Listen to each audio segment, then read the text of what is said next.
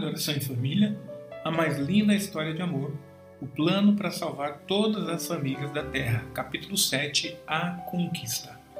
Os discípulos descansaram no sábado, entristecidos pela morte do Senhor, enquanto Jesus, o Rei da Glória, jazia no túmulo. Aproximando-se a noite, soldados se posicionaram para guardar o lugar de repouso do Salvador, enquanto anjos invisíveis pairavam sobre o local sagrado.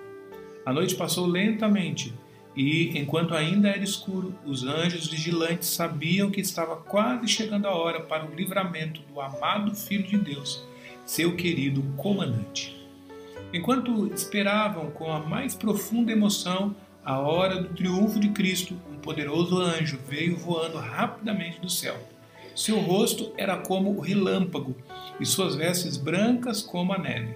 Sua luz dissipava as trevas por onde passava e fez com que os anjos maus que triunfantemente reivindicavam o corpo de Jesus fugissem com o terror de seu brilho e glória.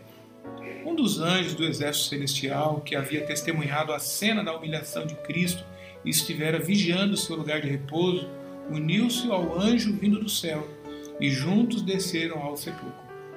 A terra tremeu e se agitou quando se aproximaram e houve um grande terremoto. O terror se apoderou da guarda romana.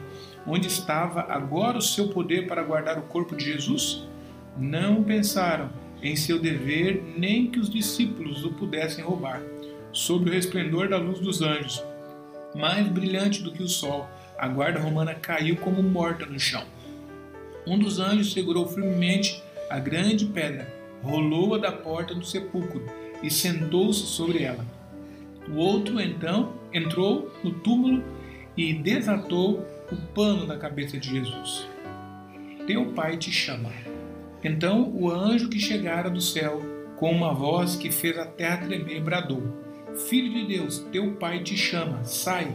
A morte não mais poderia ter domínio sobre ele. Jesus ressurgiu dos mortos como um vencedor triunfante. Com solene temor, os anjos contemplaram a cena, e ao Jesus sair do sepulcro, aqueles anjos resplandecentes se prostraram em terra em adoração e o aclamaram em cânticos de vitória e triunfo. Os anjos de Satanás foram obrigados a fugir diante da luz brilhante e intensa dos anjos celestiais. Eles amargamente se queixaram a seu líder de que a presa lhes havia sido violentamente tomada e que aquele que tanto odiavam haviam ressuscitado dos mortos. Satanás e seu exército tinham se alegrado com o fato de que o poder deles sobre o homem decaído houvesse feito com que o Senhor da vida fosse posto no túmulo. No entanto, esse triunfo infernal durou pouco, pois ao sair Jesus de sua prisão como um majestoso vencedor, Satanás soube que, depois de algum tempo, ele próprio deveria morrer e seu reino passaria àquele a quem pertencia por direito. Ele lamentou e ficou irado, pois apesar de todos os esforços, Jesus não fora vencido. Ao contrário, ele tinha aberto um caminho de salvação para o ser humano, e qualquer um que quisesse estaria nele e seria salvo. Os anjos maus e seu comandante se reuniram em conselho para considerar como continuariam o trabalho contra o governo de Deus. Então Satanás mandou seus servos irem aos chefes dos sacerdotes e anciãos. Ele disse: conseguimos enganá-los, cegando seus olhos e endurecendo seu coração contra Jesus. Fizemos com que acreditassem que ele era um impostor. Agora, aquela guarda romana levará notícia odiosa de que Cristo ressuscitou. Nós levamos os sacerdotes e anciãos a odiar Jesus e a matá-lo. Então mostrem a eles que, caso se torne conhecido o fato de que Cristo ressuscitou, serão apedrejados pelo povo por matarem um homem inocente. O relatório da guarda romana. Quando o exército de anjos celestiais se afastou do sepulcro e se dissiparam a luz e a glória, a guarda romana se arriscou a erguer a cabeça e olhar ao redor. Encheram-se de espanto ao ver que a grande pedra tinha sido rolada da entrada do sepulcro e que o corpo de Jesus havia desaparecido. Foram apressadamente à cidade para contar aos sacerdotes e anciãos o que tinha visto. Ao ouvir a impressionante notícia, aqueles assassinos ficaram pálidos. Foram tomados de horror ao pensar no que haviam feito. Se a notícia era verdadeira, eles estavam perdidos. Por algum tempo ficaram sentados em silêncio, olhando uns para os outros, não sabendo o que fazer ou dizer. Aceitar a notícia seria condenar-se. Eles se reuniram para decidir o que deveria ser feito. Falaram que se a notícia dada pela guarda circulasse entre o povo, aqueles que mataram Cristo seriam mortos como seus assassinos. Resolveram então subornar os soldados para manter o assunto em segredo. Os sacerdotes e anciãos lhes ofereceram uma grande soma de dinheiro para que dissessem: os discípulos dele vieram durante a noite e furtaram o corpo enquanto estávamos dormindo. Mateus 28:13. Quando a guarda questionou o que seria feito com eles por dormir em seu posto, os oficiais judeus prometeram convencer o governador em benefício da segurança deles. Por amor ao dinheiro, a guarda romana vendeu sua honra e concordou em seguir a recomendação dos sacerdotes e anciãos. As mulheres no sepulcro. Cedo na manhã do primeiro dia da semana, antes que clareasse, as mulheres chegaram ao sepulcro, levando especiarias suaves para ungir o corpo de Jesus. Notaram que a pedra pesada tinha sido rolada na entrada do sepulcro e que o corpo de Cristo não estava ali. Ficaram abatidas e temeram que seus inimigos tivessem levado o corpo. Subitamente, elas viram 2 anjos com vestes brancas e em rostos resplandecentes. Esses seres celestiais compreenderam a intenção das mulheres e imediatamente lhe disseram que Jesus não estava ali, que havia ressuscitado, mas que podiam ver o lugar onde havia estado. Pediram que fosse dizer aos discípulos que ele iria à frente deles para a Galiléia. Com temor e grande alegria, as mulheres foram apressadamente até os entristecidos discípulos e contaram a eles as coisas que tinham visto e ouvido. Os apóstolos não acreditavam que Jesus tivesse ressuscitado. Mesmo assim, juntamente com as mulheres que tinham levado a notícia, eles correram apressadamente ao sepulcro. Verificaram que Jesus não estava ali. Viram as roupas de linho, mas não conseguiam acreditar nas boas notícias de que ele havia ressuscitado dentre os mortos. Então, eles voltaram para casa admirados com o que tinha visto e também com a notícia dada pelas mulheres. Maria preferiu ficar ao lado do sepulcro, pensando no que tinha visto e angustiada com o pensamento de que pudesse ter sido enganada. Pressentia que momentos difíceis a aguardavam. Sua dor se renovou e ela começou a chorar amargamente. Abaixou-se para olhar de novo dentro do sepulcro e viu 2 anjos vestidos de branco. Um estava sentado no lugar em que estivera a cabeça de Jesus e o outro onde estiveram os pés. Eles falavam a ela com ternura e perguntaram por que chorava. Ela respondeu: porque levaram o meu Senhor e não sei onde o puseram. João 20, versículo 13. Não me detenhas. Ao sair do sepulcro, Maria viu Jesus ali perto, em pé, mas não o reconheceu. Ela falou-lhe com ternura, questionando a causa de sua tristeza e perguntando quem ela procurava. Supondo que fosse o jardineiro, suplicou-lhe que, se ele tinha levado o corpo de Jesus, lhe dissesse onde o havia posto, para que ela pudesse levá-lo. Jesus falou-lhe com sua própria voz celestial, dizendo: Maria. João 20, verso 16. Ela já conhecia a tonalidade daquela doce voz e prontamente respondeu: Mestre. Em sua alegria apressou-se para abraçá-lo, porém Jesus disse: Não me detenhas, porque ainda não subi para meu Pai, mas vai ter com os meus irmãos e dize-lhes: Subo para meu Pai e vosso Pai, para meu Deus e vosso Deus. João 20, 17. Com alegria, ela correu imediatamente aos discípulos com as boas novas. Jesus rapidamente subiu ao Pai, a fim de ouvir de seus lábios que ele aceitara o sacrifício e para receber todo o poder no céu e na terra.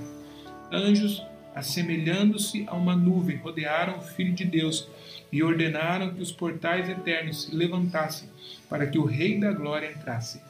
Enquanto estava com aquele resplandecente exército celestial na presença de Deus e cercado de glória, Jesus não se esqueceu dos discípulos da terra. Ele recebeu o poder do próprio Pai a fim de voltar e transmiti-lo a seus discípulos. No mesmo dia, voltou e mostrou-se a eles.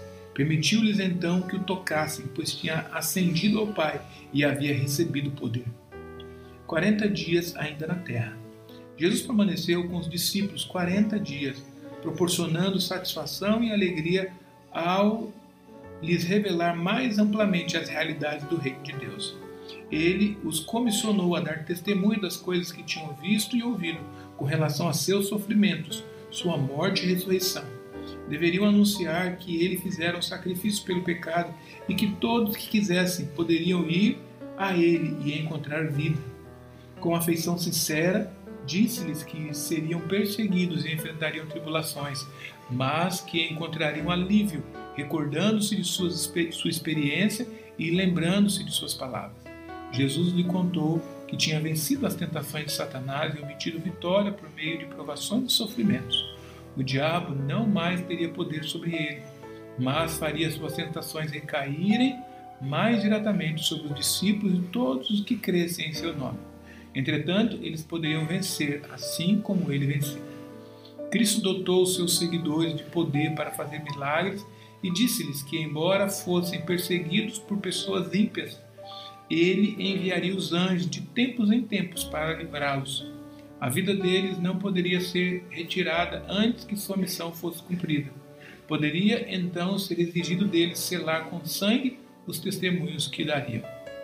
Os discípulos ansiosos e alegremente escutaram os ensinos, absorvendo com avidez cada palavra que saía da sua boca. Sabiam então, com certeza, que ele era o Salvador do mundo. Suas palavras lhe calavam profundamente no coração e entristeciam-se de que logo teriam que se separar de seu mestre e não mais ouviriam de seus lábios palavras confortadoras e bondosas. Novamente, o coração deles se encheu de amor e imensa alegria ao ouvirem Jesus dizer que lhes prepararia moradas, que viria outra vez e os receberia para que pudessem estar sempre com ele. Prometeu também enviar o Consolador, o Espírito Santo, para guiá-los em toda a verdade, e levantando as suas mãos, os abençoou. Lucas 24, 50. A Ascensão. Todo o céu estava à espera da hora triunfante, quando Jesus ascenderia ao Pai. Anjos saíram para receber o Rei da Glória e acompanhá-lo triunfantemente ao céu. Depois que Cristo abençoou os discípulos, separou-se deles e foi conduzido às alturas. Ao subir, a multidão de cativos que havia ressuscitado por ocasião de sua ressurreição seguiu. Uma multidão do exército celestial estava no cortejo, enquanto no céu uma incontável quantidade de anjos aguardava sua chegada.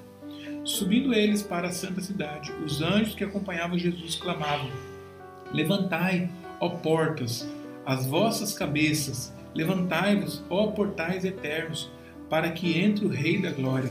Salmo 24, verso 7.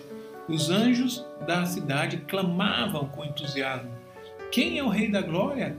Ao que os anjos do séquito respondiam em triunfo: O Senhor forte e poderoso, o Senhor poderoso nas batalhas. Levantai, ó portas, as vossas cabeças, levantai-vos, ó portais eternos, para que entre o Rei da Glória.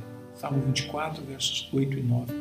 Novamente os anjos que estavam à espera perguntaram: Quem é o Rei da Glória? E os anjos do acompanhamento respondiam em melodiosos acordes: O Senhor dos Exércitos. Ele é o Rei da Glória. Salmo 24, verso 10. Assim, o séquito celestial entrou na cidade de Deus. Então todo o exército do céu rodeou seu majestoso comandante e com a mais profunda adoração prostrou-se diante dele, lançando suas coroas brilhantes a seus pés. Em seguida tocaram as harpas de ouro e com doces e melodiosos acordes encheram o céu todo com admirável música e cântico ao Cordeiro que havia sido morto, mas vivia novamente em glória e majestade. A promessa de retorno. Ao olharem os discípulos tristemente para o céu, a fim de ver pela última vez o Senhor que subia, 2 anjos vestidos de branco se puseram ao lado deles e disseram: Galileus, por que vocês estão olhando para o céu? Este mesmo Jesus que dentre vós foi elevado aos céus, voltará da mesma forma como o viram subir. Atos 1:11. Os discípulos e a mãe de Jesus que testemunharam a ascensão do Filho de Deus passaram a noite seguinte falando a respeito de seus atos maravilhosos e dos estranhos e gloriosos fatos ocorridos em um curto intervalo de tempo. A ira do inimigo. O adversário de novo se reuniu com seus anjos e com ódio violento contra o governo de Deus, Disseram-lhes que enquanto ele mantivesse seu poder e autoridade na terra, seus esforços deveriam ser 10 vezes mais fortes contra os seguidores de Jesus. Em nada haviam prevalecido contra Cristo, mas deveriam derrotar seus seguidores, se possível. Em todas as gerações deveriam procurar colocar armadilhas àqueles que crescem em Jesus. Informou-lhes que o Mestre dera aos discípulos poder para repreendê-los e expulsá-los, bem como para curar os que eles afligissem. Então os anjos de Satanás saíram como leões rugindo, procurando destruir os seguidores de Jesus.